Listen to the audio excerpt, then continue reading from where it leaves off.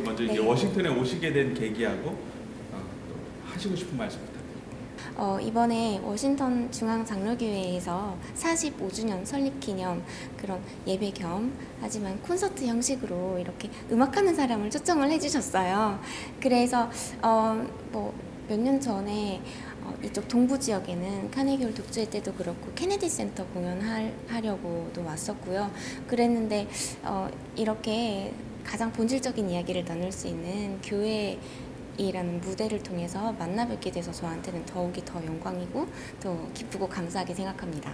하시는 곡이 뭐 워낙 많으신데 네. 교회에서 하시다 보니까 어떤 곡을 좀 선물하실 거예요? 성탄이잖아요. 성탄은 정말 공공연하게 대놓고 가스펠 이런 찬양을 공식적으로 공식 석상에서 연주할 수 있는 그런 날인 것 같아요. 그래서 그런 날을 기념하는 이 시즌에 온 것을 저는 너무나 기쁘게 생각하는데요. 그래서 그 아기 예수의 탄생을 진심으로 기뻐하는 그 성탄 찬송들, 그리고 또 겨울의 상징적인 비발디 사기의 겨울, 그런 곡들을 아주 새로운 편곡을 통해서요, 세상에서 하나밖에 없는 버전으로 선보일 예정입니다. 아기 예수 탄생을 축하하신다고 그랬는데 개인적으로도 마음속에 예수님이 굉장히 귀한 존재 같아요.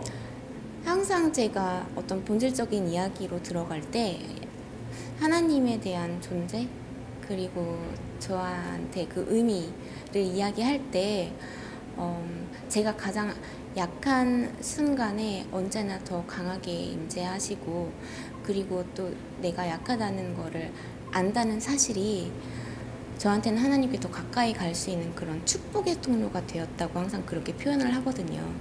그래서 지금 이 순간도 호흡하고 있다는 거 사실이 사실 하나님의 은혜라고 저는 항상 그렇게 생각합니다. 조금 더 구체적으로요. 이게 저 같은 경우도 굉장히 약해질 때가 있고 상황이 약해질 때가 있고 제가 약한 환경에 처할 때도 있거든요. 그럴 때 더 하나님이 임재하신다는 말씀이신데 실제로 어떨 때 그럴 때만 임재하신다는 건 아니겠지만 보통 저는 그랬거든요. 좀 힘들고 낙심되고 좌절될 때 남을 탓하는 것보다는 일단 자책하게 되는 경우가 되게 많아요. 그러면 가끔은 자괴감에 빠져들기도 하고, 그렇지만 항상 하나님이라는 그 어떻게 내가 공급받을 수 있는 그 통로가 있어서요, 저한테는 절망하지 않고 포기하지 않고 또 계속 살아갈 수 있는 힘을 주시고, 무엇보다 나한테 주셨던 내가 감당할 수 없는 그 비전을 향해서 쉼없이 달려가고 바라볼 수 있는 힘을 주시는 것 같아요. 외적으로 봤을 때 이미 최고의 자리에 오르셨고 부나 명예나 다 얻으셨는데 약해질 때가 있어요? 항상 무대 위에서 연주를 해야 되고 그러는데 그 가운데 저는 항상 제가 아직도 많이 부족하다고 생각될 때가 많고, 이게 사람이 아무리 큰 일을 앞두고 있어도 그 사람의 마음을 좌지우지하는 것은, 그러니까 요동치게 하는 거는요, 가끔 보면 정말 큰 문제 때문이 아니라 정말 사소한 문제들, 예를 들면 엄마하고 막 싸우고 나왔는데 나는 막 엄청 내가 가장 행복했을 때 그 이야기를 막 해야 된다는, 아니면 엄청 기쁘고 흥겨운 그런 연주를 해야 될 때도 있고, 근데 그럼에도 불구하고 세상에 막 그런 풍파라는 게 어마어마한 일 때문이 아니라 정말 그 가장 가까운, 또는 오늘 어디 갔는데 내가 알고 보니까 그 어떤 값보다 더 많이 지불을 하고 왔다든지, 아니면 돈을 냈는데 그 물건을 두고 나왔다든지, 막 그런 문제들이 가끔은 사람 마음을 요동치게 오히려 만들 때가 있잖아요. 그런 사소한 문제들, 그리고 살아가면서 있을 수밖에 없는 그런 문제들, 그런 것들이 가끔 내가 저지른 실수처럼 다가올 때도 있잖아요. 그러면 그런 사소한 것들 때문에 또 마음이 절망되고 낙심되고 그럴 때가 있는데요. 하지만 그럼에도 불구하고 내 주인이 하나님이라는 그 사실이 저한테 그래도 나갈 수 있는 힘을 준다는 그런 의미였어요. 맞는 것 같습니다. 저도 지난주에 취재를 하다가 황당한 일을 당했는데 그게 상처가 됐는데 제 박재 씨 바이올린 연주 들으면서 이걸 지금 치유가 되고 있거든요. 네. 그런 말씀이신 것 같아요. 네, 금은 보화처럼 숨겨져서 가끔씩만 들추어내는 그런 사람보다는 정말 내 몸이 달아없어질 때까지 충성하고 열심된 자가 저는 되고 싶어요. 그 하나님의 원대한 비전이라고 하셨는데 그게 어떤 비전이세요? 저는 엄마가 바이올리니스트세요. 어렸을 때부터 음악하는 분들한테 그야말로 둘러싸여 있었다고 해도 과언이 아닌데요. 항상 아쉬운 게 어떤 음악가의 이미지 때문에 쉽게 나서지 못하거나 또는 어떤 사회에 직접적으로 속할 수 없는 그런 어떤 경계선을 전 너무 많이 봐왔어요. 그런데 그런 것이 아니라 그야말로 음악가로서 이 악기라는 게 영어로는 인스트루멘트잖아요. 이 도구를 사용해서 사회에 선한 영향력을 끼치고 싶다는 그런 원대한 꿈이 있었습니다.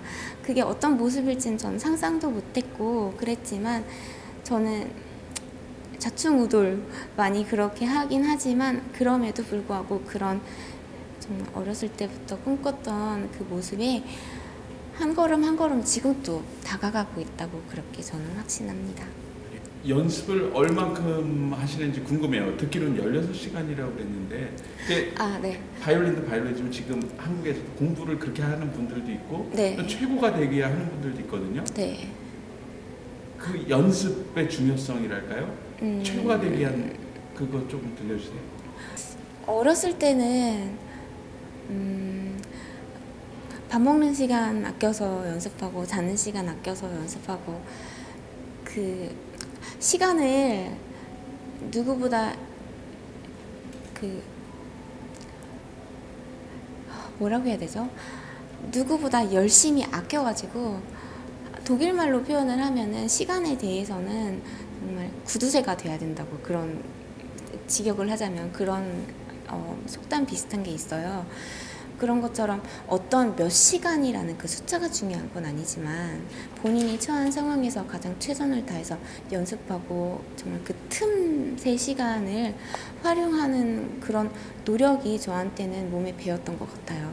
지금 와서 이렇게 워싱턴까지 오는데 막 열 몇 시간이 걸리잖아요. 그런 가운데도 불구하고 나는 열 몇 시간을 채워야 돼. 그런 어떤 강박관념에 쌓이는 그런 것보다는 내가 처한 시간에 뭐 그냥 앉아가지고 비행기 타고 가는 그런 시간이 아니라 저 같은 경우는 비행기 안에서 연습도 하고 뭐 콘티도 짜고 다음 할 계획도 짜고 정말 최선을 다해서 노력하면서 오거든요.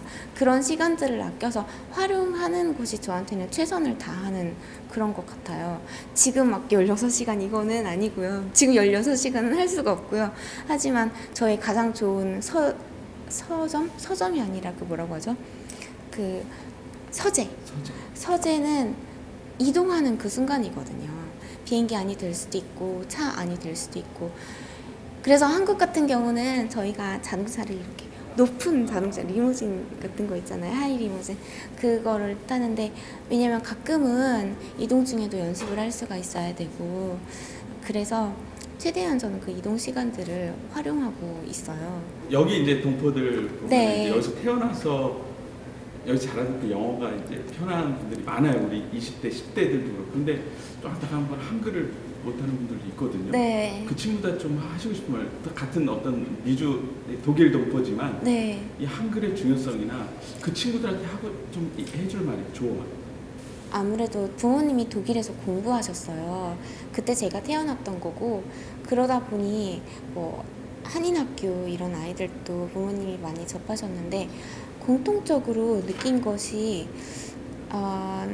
오히려 미국보다 더 독일은 이민사회가 아니라서 아예 독일 사람으로 성장하길 원하는 그 분들이 많으셨어요.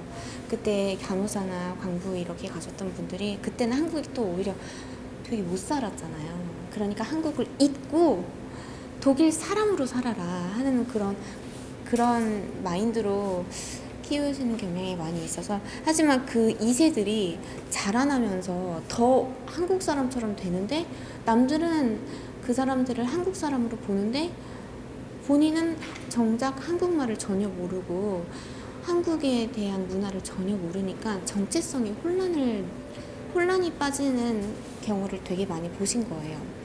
그래서 또한 또 투철한 애국자시기도 하고 그래서 자랑스러운 대한민국인으로 성장하라고 보통 학교를 들어가기 전에까지는 모국어를 유창하게 하는데 학교를 들어가고 난 다음에는 모국어를 잊어버리는 2세들이 되게 많으세요. 그래서 엄마가 학교를 초등학교 입학할 때 한국으로 저를 이제 유학을 보내신 거세요. 그래서 거기서 한국에 대한 그 문화와 언어를 접하고 또 저도 배우고 초등학교 마치고 중학교 이제 입학할 때 독일로 이제 저를 다시 데려오신 건데요. 그러니까 이렇게 워싱턴 중앙 장로교회 같은 이런 어떻게 보면 한인 분들한테도 선물과 같은 그런 성탄곡들을 연주하고 또 자랑스러운 대한민국인으로서 타지에 나와 있는 또 다른 2세로서 한국에 대한 그 문화를 자랑스럽게 연주로 전파할 수 있는 기회도 되는 것 같지 않나 싶어요. 이번에도 그래서 빠지지 않고 등장하는 곡이 아리랑이거든요. 한 아리랑이라고 이번 올림픽 공식 홍보대사를 하면서 응원 영상을 만들었었어요. 그리고 응원 앨범에도 실렸던 곡인데 강원도의 가장 대표적인 아리랑인 정선 아리랑 그리고 또 가장 저다운 아리랑이라고 해서 지 아리랑을 하나로 묶은 한 아리랑도 연주를 하게 되는데요. 좀 그 곡을 들으면서 혹시라도 이제 여기 기존에 살고 계셨던 분들이라면 그 한국에 대한 그 벅차오르는 자랑스러움 그리고 또 2세 분들이시라면 우리나라의 그 자랑스러운 음악을 접하면서 한국에 대한 그 더 많이 알고 싶어지고 그런 마음이 더 많이 들었으면 좋겠어요. 예, 도움 말씀 감사합니다. 긴 인터뷰 감사하고요. 혹시 조금 더 우리 한인들, 워싱턴 한인들한테 하시고 싶은 말씀이 있다면 그걸 마지막으로 정리하겠습니다. 이번에 12월 16일 날 워싱턴 한인 중앙 장로교회에서 저는 꼭 잊을 수 없는 그런 오후를 만들어 드리고 싶은데요. 거기에는 성탄곡들도 함께 할 거고 그리고 제가 가장 어두웠던 그 시절 저와 함께 하셨고 그 어둠에서 저를 어떻게 보면 그 화려한 조명이 있는 저는 그 자리에 서 있는 거잖아요. 그 자리까지 저한테 힘을 주었던 그 원동력 제가 만난 하나님을 자랑할 수 있는 자리가 될 것 같아서 개인적으로는 많은 분들이 오셔서 외로움에 젖어 있는 분들 또는 어떤 절망감에 쓰여 있는 분들 그분들한테 조금이나마 빛으로 이끌어낼 수 있는 어떤 터닝 포인트 같은 그런 자리가 되었으면 참 좋겠어요. 진심으로 모든 분들을 초청하고 싶습니다. 감사합니다. 감사합니다.